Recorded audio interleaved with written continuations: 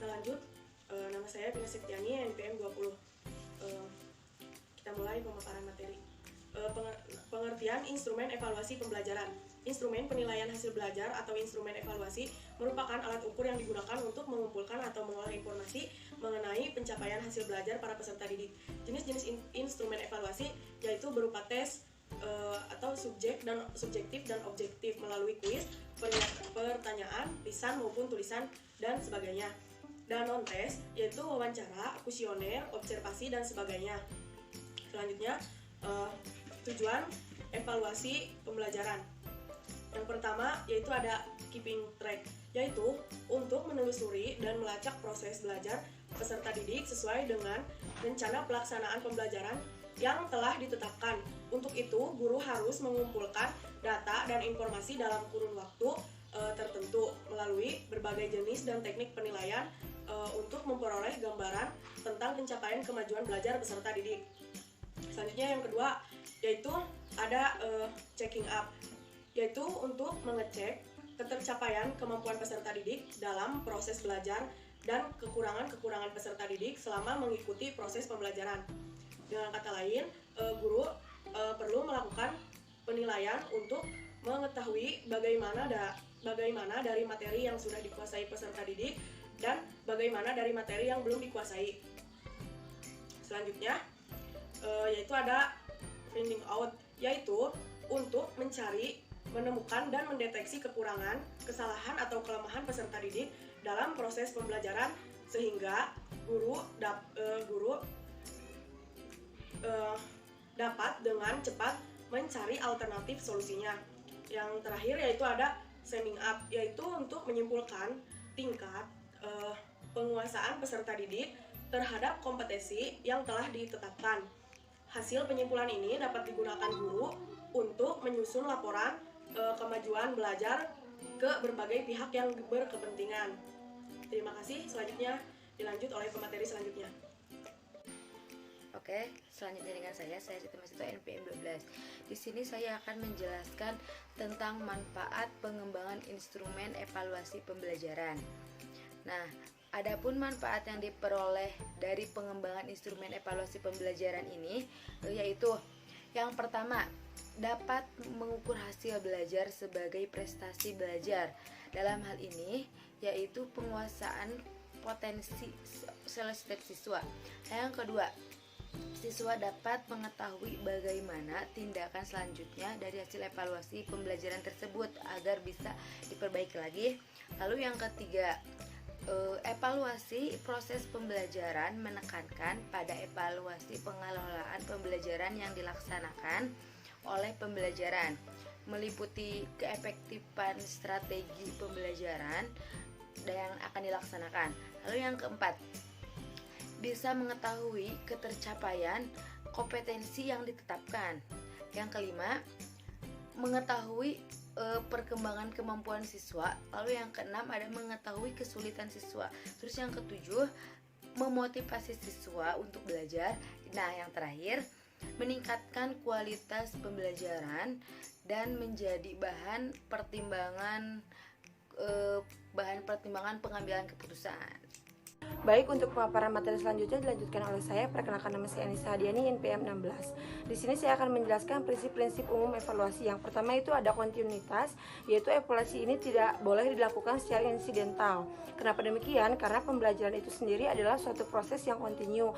Nah, oleh karena itu kita harus melakukan evaluasi ini secara kontinu. Lalu hasil evaluasi yang diperoleh pada suatu waktu itu harus senantiasa dihubungkan dengan hasil-hasil pada waktu yang sebelumnya, sehingga dapat diperoleh gambaran yang jelas dan berarti tentang perkembangan peserta didik. Nah, lalu perkembangan belajar pada peserta didik ini terdapat dilihat dari dimensi produk saja, tetapi juga dimensi proses, bahkan dari dimensi input. Lalu ada poin yang kedua, itu ada komprehensif.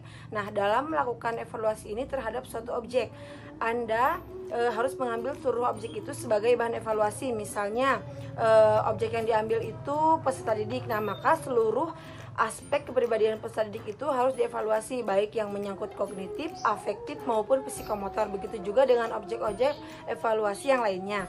Lalu poin yang ketiga itu ada adil dan objektif. Nah, dalam melakukan evaluasi ini kita harus berlaku adil tanpa pilih kasih. Jadi semua peserta didik itu harus diperhatikan atau diperlakukan sama atau tidak pandang bulu. Nah, jadi lalu di sini Anda juga hendaknya bertindak secara objektif apa adanya, jadi sesuai dengan kemampuan peserta didik tersebut. Nah, jadi sikap like and dislike-nya itu perasaan keinginan dan prasangka yang bersifat negatif itu harus dijauhkan ya. Nah, evaluasi ini harus didasarkan atas kenyataan, data atau fakta yang sebenarnya, bukan hasil manipulasi atau rekayasa. Lalu poin yang keempat itu ada kooperatif. Nah, dalam kegiatan evaluasi ini Anda hendaknya bekerja sama dengan semua pihak seperti orang tua peserta didik, kepala sekolah, sesama guru, termasuk dengan peserta didik itu tersebut. Nah, hal ini dimaksudkan agar semua pihak merasa puas dengan hasil evaluasi dan pihak-pihak tersebut merasa dihargai. Lalu poin yang terakhir itu ada praktis. Nah, praktis ini mengandung arti mudah ya, atau mudah digunakan. Nah, jadi baik bagi kita sendiri yang menyusun alat evaluasi maupun orang lain yang akan menggunakan alat evaluasi tersebut. Nah, untuk itu Anda harus memperhatikan bahasa dan petunjuk mengerjakan soal. Selanjutnya yaitu saya akan membahas tentang jenis-jenis macam instrumen evaluasi, yaitu ada dua, ada tes dan non-tes. Untuk tes dibagi menjadi dua, ada tes tertulis dan ada tes lisan. Tes tertulis yaitu tes T yang diberikan jawabannya secara tertulis, dan untuk tes lisan yaitu tes T yang dilakukan secara lisan. Yaitu non-tes. Untuk non-tes dibagi menjadi 4, yaitu ada pengamatan, wawancara, angket, dan pemeriksaan dokumen. Nah, untuk pengamatan yaitu dilakukan observasi secara langsung. Untuk wawancara yaitu dilakukan pengambilan informasi antara dua orang lebih. Dan untuk angket yaitu sistem pengumpulan suara terbanyak. Nah, untuk berikutnya ada D, pemeriksaan dokumen. Ini lebih ke macam evaluasi penilaian terhadap tes yang telah dilakukan. Selanjutnya, di sini saya akan menjelaskan poin F mengenai komponen instrumen evaluasi pembelajaran. Nah, dalam komponen instrumen evaluasi pembelajaran terdapat beberapa poin. Di antaranya yang pertama adalah tujuan pembelajaran, termasuk indikator. Nah, dalam tujuan pembelajaran terdapat beberapa poin penting yang harus dipahami oleh kita semua. Yang pertama adalah kejelasan perumusan tujuan pembelajaran, yaitu tidak multi penafsiran, tetapi merupakan hasil belajar yang dapat diamati dan diukur. Poin B-nya, ruang lingkup tujuan pembelajaran, yaitu setidaknya mencakup perilaku siswa pada aspek pengetahuan, keterampilan, dan sikap. Selanjutnya, kejelasan tingkat tujuan dari kompetensi yang paling sederhana ke yang paling kompleks. Dan yang terakhir dari poin tujuan pembelajaran adalah kesesuaian tujuan dengan kompetensi dasar. Selanjutnya, poin kedua yaitu materi pembelajaran. Nah, dalam materi pembelajaran ini terdapat beberapa poin yang penting juga. Yang pertama adalah materi pembelajaran dipilih dan diorganisir berdasarkan tujuan pembelajaran atau kompetensi yang akan dicapai atau dikuasai setelah pembelajaran berlangsung. Selanjutnya, materi pembelajaran yang diajarkan pada materi pembelajaran harus sesuai dengan karakteristik siswa, seperti siswa yang lambat belajar, cepat belajar, punya minat tinggi, atau motivasi belajar yang tinggi. Selanjutnya, cara penyampaian materi pembelajaran sesuai dengan karakteristik pelajarannya. Misalnya, hierarki, fakta, konsep, prosedural, atau spiral. Dari materi pembelajaran yang mudah ke yang sukar, dari yang sederhana ke yang kompleks, dari yang konkret ke abstrak, atau dari yang dekat ke yang jauh. Selanjutnya adalah materi pembelajaran disampaikan sesuai dengan waktu yang telah ditentukan. Materi pembelajaran juga dikaitkan dengan pengetahuan lain yang relevan atau dengan kehidupan sehari-hari. Poin ketiga yaitu sumber pembelajaran, media pembelajaran atau alat bantu. Dalam sumber pembelajaran terdapat beberapa aspek. Yang pertama adalah sumber pembelajaran sesuai dengan tujuan sehingga dapat digunakan untuk mencapai tujuan pembelajaran atau kompetensi yang akan dicapai. Selanjutnya, sumber pembelajaran sesuai dengan materi pembelajaran sehingga dapat membantu siswa dalam memahami lebih baik tentang apa yang diajarkan oleh guru. Sumber pembelajaran juga sesuai dengan karakteristik siswa, seperti siswa yang lambat belajar, cepat belajar, punya minat tinggi atau motivasi belajar yang kuat, kognitif, sikap, dan keterampilan siswa. Nah, dalam aspek tersebut, sumber belajar harus disesuaikan dengan kebutuhan siswanya. Dengan adanya sumber pembelajaran, memudahkan siswa dalam mempelajari atau memahami suatu materi yang diberikan oleh guru itu sendiri. Sumber pembelajaran pun banyak. Di antaranya bisa menggunakan media pembelajaran yang interaktif atau menarik, yang bertujuan untuk menarik minat anak terhadap belajar. Poin keempat, metode pembelajaran, pendekatan strategi, teknik, atau kegiatan pembelajaran. Dalam metode pembelajaran, terdapat beberapa poin, di antaranya metode pembelajaran sesuai dengan tujuan pembelajaran dan dapat digunakan untuk mencapai tujuan pembelajaran atau kompetensi. Metode pembelajaran juga sesuai dengan materi pembelajaran sehingga dapat membantu siswa dalam memahami sebuah pelajaran. Metode pembelajaran sesuai dengan karakteristik siswa, seperti siswa yang lambat belajar, punya minat tinggi, atau motivasi belajar yang tinggi. Strategi pembelajaran juga berkaitan dengan ketepatan waktu penyajian pembelajaran. Artinya, setiap tahapan pembelajaran harus disajikan dengan proporsi alokasi 5-10% untuk kegiatan pendahuluan, 70-80% untuk kegiatan inti, dan 10-15% untuk kegiatan penutupnya. Alokasi waktu ini tidak baku, tergantung dari guru yang melakukan pembelajaran. Strategi pembelajaran juga sangatlah penting dalam sebuah pembelajaran. Dengan adanya strategi pembelajaran, kita dapat mengetahui seberapa efektifkah belajar kita dengan peserta didik. Poin yang kelima dan terakhir adalah evaluasi pembelajaran. Evaluasi pembelajaran harus sesuai dengan tujuan pembelajaran. Contohnya, tujuan berkaitan dengan kognitif dievaluasi dengan cara tertulis, mengukur efektif dengan skala atau sikap, mengukur psikomotor dengan tes praktek atau perbuatan. Prosedur evaluasi yang jelas yaitu evaluasi awal, evaluasi proses, dan evaluasi akhir, termasuk cara evaluasi yang digunakan, yaitu tes dan non-tes. Selanjutnya adalah instrumen yang dibutuhkan hendaknya tersedia seperti lembar soal dan kunci jawaban, teknik penilaian, dan sebagainya. Assalamualaikum warahmatullahi wabarakatuh. Bismillahirrahmanirrahim. Di sini saya Andra sebagai pemateri terakhir, yaitu pemateri poin G dan I. Nah, di sini poin G yaitu prosedur pengembangan instrumen evaluasi pembelajaran. Di mana pada prosedur pengembangan instrumen evaluasi pembelajaran itu ada beberapa poin.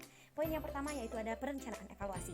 Nah, perencanaan evaluasi dimaksudkan agar hasil diperoleh dari evaluasi dapat lebih maksimal. Perencanaan ini penting bahkan mempengaruhi prosedur evaluasi secara menyeluruh. Kegunaan dari perencanaan evaluasi. Yang pertama, ada perencanaan evaluasi ini membantu untuk mengetahui apakah standar dalam menyatakan sikap atau perilaku yang telah dicapai sasaran atau tidak. Jika demikian sasaran akan dinyatakan ambigu dan akan kesulitan merancang tes untuk mengukur prestasi siswa. Nah, yang kedua, ada perencanaan evaluasi adalah proses awal yang disiapkan untuk mengumpulkan informasi yang telah tersedia. Lalu yang ketiga, rencana evaluasi ini menyediakan waktu yang cukup untuk mendesain tes. Dalam perencanaan evaluasi ini juga ada hal-hal yang patut diperhatikan, adalah yang sebagai berikut. Yang pertama, yaitu ada analisis kebutuhan. Yang kedua, menentukan tujuan penilaian. Yang ketiga, mengidentifikasi kompetensi hasil belajar. Lalu yang keempat ada menyusun kisi-kisi. Yang kelima ada mengembangkan draft. Yang keenam uji coba dan analisis soal. Nah, yang ketujuh ada revisi dan merakit soal atau instrumen baru. Poin kedua yaitu pelaksanaan evaluasi. Nah, pelaksanaan evaluasi ini artinya bagaimana cara melaksanakan suatu evaluasi sesuai dengan perencanaan evaluasi. Nah, jenis evaluasi yang digunakan untuk mempengaruhi seorang evaluator dalam menentukan prosedur atau metode atau instrumen, waktu pelaksanaan, sumber data, dan sebagainya. Yang pelaksanaannya dapat dilakukan dengan yang pertama ada non-tes. Yang dimaksud dengan non-tes adalah untuk mengetahui perubahan sikap dan tingkah laku peserta didik setelah mengikuti proses belajar, pendapat terhadap kegiatan pembelajaran, kesulitan pembelajaran, minat belajar, motivasi belajar dan mengajar, dan sebagainya. Lalu yang kedua adalah untuk mengetahui tingkat penguasaan kompetensi menggunakan bentuk tes, pensil, dan kertas. Lanjut, poin ketiga, yaitu ada monitoring pelaksanaan evaluasi. Monitoring ini dilakukan untuk melihat apakah pelaksanaan evaluasi pembelajaran telah sesuai dengan perencanaan evaluasi yang telah ditetapkan atau belum, dengan tujuan untuk mencegah hal-hal negatif dan meningkatnya efisien pelaksanaan evaluasi. Monitoring ini mempunyai dua fungsi pokok. Yang pertama, ada melihat relevansi pelaksanaan evaluasi dengan perencanaan evaluasi. Yang kedua ada melihat hal-hal yang terjadi selama pelaksanaan evaluasi dengan mencatat, melaporkan, dan menganalisis faktor-faktor penyebabnya. Dalam pelaksanaan ini dapat digunakan teknik. Yang pertama ada teknik observasi partisipasi. Yang kedua ada wawancara bebas atau terstruktur. Yang ketiga ada studi dokumentasi. Lalu poin yang keempat yaitu ada pengolahan data. Nah, di mana mengolah data ini berarti mengubah wujud data yang sudah dikumpulkan menjadi sebuah sajian yang menarik atau bermakna. Nah, ada 4 langkah pokok dalam mengelola hasil penelitian. Yang pertama ada men-score, yaitu memberi skor pada hasil evaluasi yang telah dicapai oleh peserta didik. Yang kedua ada mengubah skor mentah menjadi skor standar dan pedoman konversi. Yang ketiga ada mengkonversi skor standar ke dalam nilai baik berupa huruf atau angka. Yang keempat ada melakukan analisis soal jika diperlukan. untuk mengetahui derajat validitas dan reliabilitas soal, tingkat kesukaran soal, dan daya pembeda.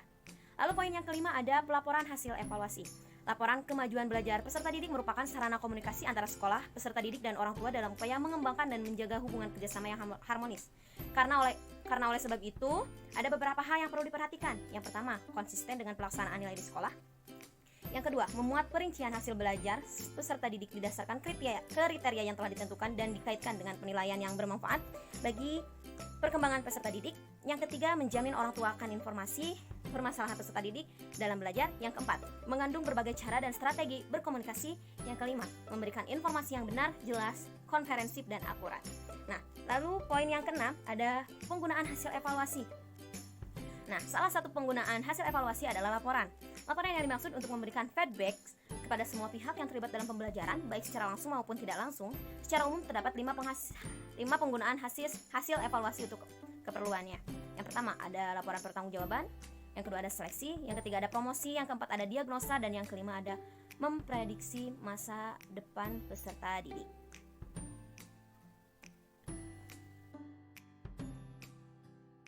Oke, dilanjutkan lagi dengan saya. Di sini saya akan membahas tentang format instrumen evaluasi pembelajaran.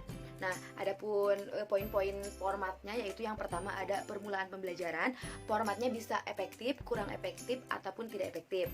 Lalu yang kedua ada tujuan pembelajaran.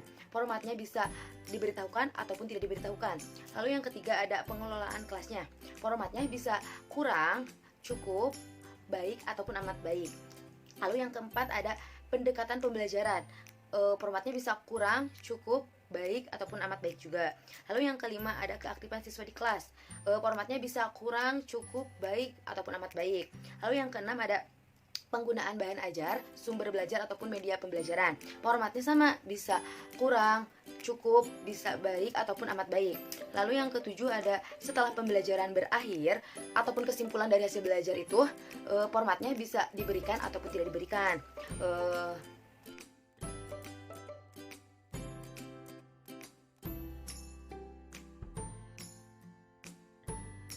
Poin I, yaitu ada contoh instrumen evaluasi pembelajaran.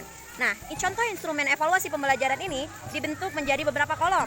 Yang pertama ada aspek evaluasi, kolom yang kedua ada indikator, dan kolom ketiga ada deskripsi temuan. Nah, itulah pemaparan materi dari saya. Dilanjut kembali oleh moderator. Kepadanya